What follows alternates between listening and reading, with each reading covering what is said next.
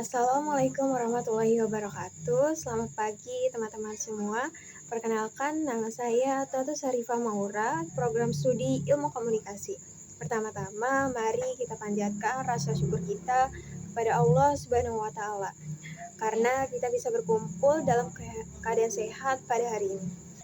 Kita semua adalah bagian dari generasi hashtag, yaitu generasi yang sibuk mengajar IPK, skill, dan karir.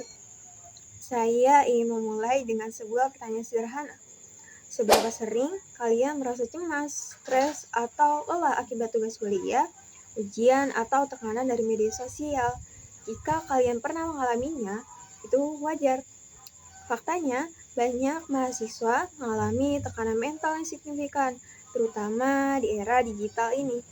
Hari ini saya ingin mengajak teman-teman semua membahas topik yang sangat penting, generasi pembanting, membangun mental wellness di tengah tekanan akademik dan digital.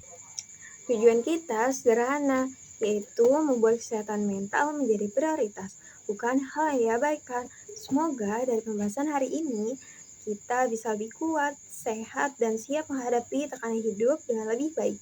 Kesehatan mental adalah prioritas.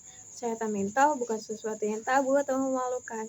Justru ini adalah prioritas utama yang harus dijaga agar kita bisa belajar, kerja, dan hidup dengan seimbang. Sebuah studi terhadap 25.984 mahasiswa menunjukkan bahwa sebanyak 53% tidak mengalami kecemasan, sementara sisanya mengalami kecemasan dengan tingkat berbeda. 28,9% cemas ringan, 10,7% cemas sedang, 6,6% cemas berat, dan 0,8% cemas sangat berat. Temuan ini menunjukkan bahwa mahasiswa rentan mengalami kecemasan selama masa pandemi COVID-19 akibat perubahan pola dan tekanan akademik. Kesadaran akan kesehatan mental akan membantu kita bukan hanya sukses di bidang akademik, tapi juga memiliki kualitas hidup yang lebih baik. Kita hidup di era digital, di mana gadget dan media sosial sudah menjadi bagian dari keseharian.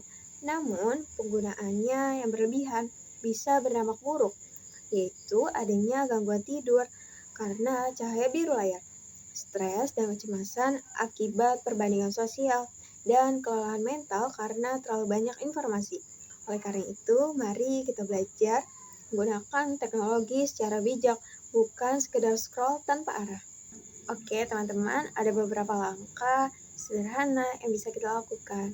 Yang pertama, mindfulness, yaitu dengan meluangkan waktu 5-10 menit setiap hari untuk tenang dan sadar akan momen saat ini.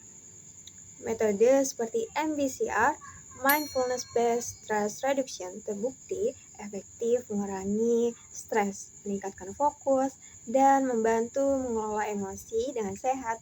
Yang kedua, ada dukungan sosial, yaitu jangan ragu untuk berbagi perasaan dengan teman, keluarga, atau konselor kampus. Hanya dengan didengar, beban di hati terasa lebih ringan. Yang ketiga, lingkungan yang mendukung, yaitu menciptakan lingkungan kampus yang peduli dan terbuka, di mana tidak ada yang takut untuk mencari bantuan saat merasa tertekan. Teman-teman sekalian, kesehatan mental bukan sekedar kata-kata, tapi investasi penting untuk keberhasilan akademik, kualitas hidup, dan hubungan sosial yang sehat. Maka mari kita sadar tanda-tanda stres dan kecemasan dan praktikan mindfulness. Yang pertama, gunakan teknologi secara bijak. Yang kedua, menciptakan lingkungan yang peduli dan tidak ragu untuk mencari bantuan ketika dibutuhkan. Ingatlah, merawat kesehatan mental adalah tanggung jawab kita terhadap diri sendiri dan masa depan kita. Ingatlah, dengan begitu, kita bisa menjadi generasi muda yang tahan banting, produktif, dan bahagia. Sekian dari saya, mohon maaf bila ada kekurangan. Semoga informasi yang saya berikan berguna bagi kita semua. Terima kasih. Wassalamualaikum warahmatullahi wabarakatuh.